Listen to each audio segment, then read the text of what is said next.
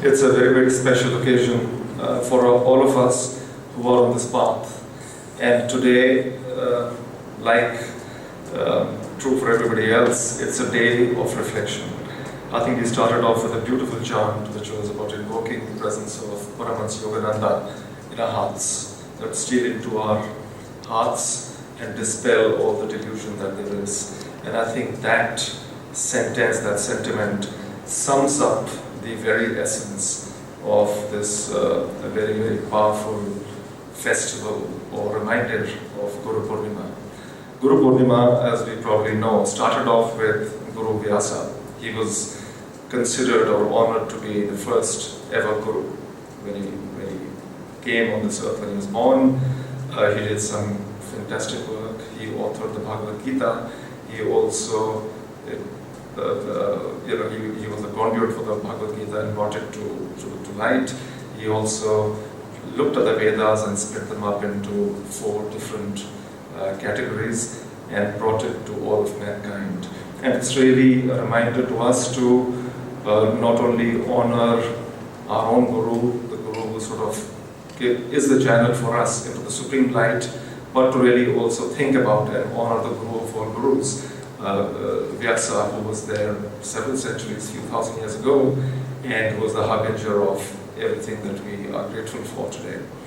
Today, as appropriate, is, I said, a day of reflection, and in some ways rebooting ourselves to the reality of the Guru in our lives. We are all blessed to have a line of masters whom we are dedicated to whom we have taken a vow of discipleship, to whom we have in some ways given a large part of ourselves, some small, some large, some everything that they have. And I guess all of us are at different stages in our discipleship, in the way that we honor this bond with our Guru.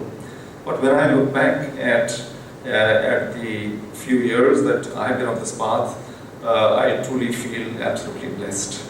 The speaker just before us, when they read about Paramahansa Yogananda, that about Swamiji, about Paramahansa Yogananda, that once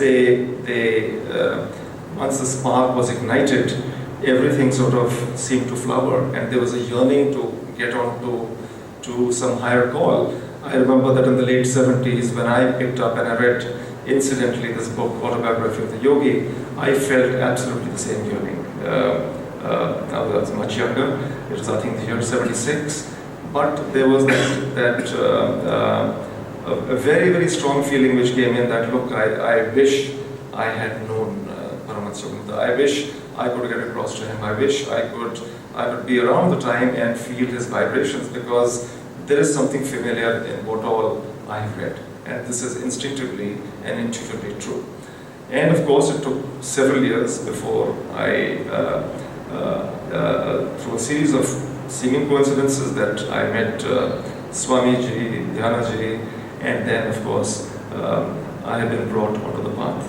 And when I reflect upon the last almost 6 years or 7 years that I have been pretty closely associated with Ananda, with our Guru, with Swamiji, and with all the Nyaswamis, I do believe that this has been a blessing in my personal life. All of us are buffeted with life's challenges, and all of us make choices which are unique to ourselves, and not all these choices are lead to a destiny of happiness. Many of us feel ourselves to be victims. Many of us feel that we are in charge of our destiny, we are masters of our own destiny, and many of us leave it to the good Lord to decide what He does, as long as we have the right intent and we do everything in an unconditional manner. And I feel that having experimented, having in many ways accepted these teachings and reflected upon them and practiced them to some extent, I haven't found anything that actually doesn't work. And it starts with the smallest of incidents and takes it on to the largest of incidents. in some ways your prayers are answered, your problems are not necessarily solved, the external situation doesn't necessarily change, but your ability to respond to the external situation, your ability to accept whatever be the outcome, good, bad, ugly, it doesn't really matter.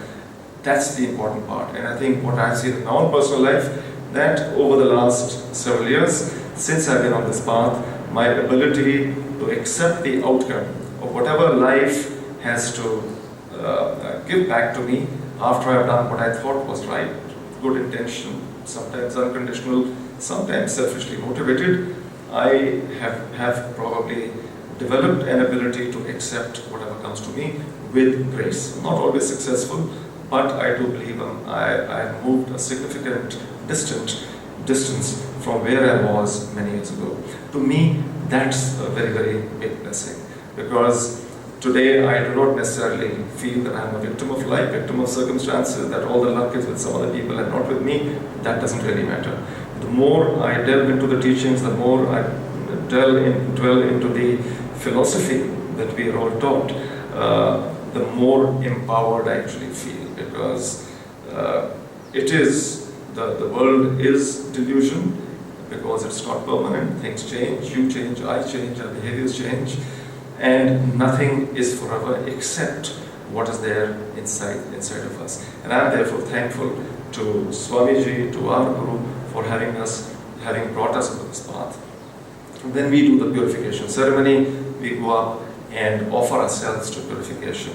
And the response that we get from, which is Master's voice, is open your heart and I will enter and I will take charge. I believe that is the essence of Guru Purnima. I believe that if we can remind ourselves with every breath, with every moment, at all times of the day, night, etc., that our Guru is within us and guiding what we are doing, I think we are on the right track. Swamiji very beautifully once mentioned in one of his talks that when you are in a dilemma, when you are faced with a very difficult choice, when you are faced with a very difficult situation, ask yourself, Master, what would you do in this situation? And then follow your instinct.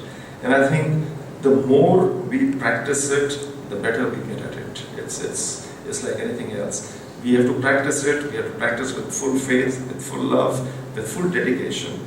And as we practice it, the more we see compliance actually taking place. So let's today reboot ourselves, rededicate ourselves to this particular path, and strengthen our attunement to our Gurus, because ultimately that's the direction that we need to take.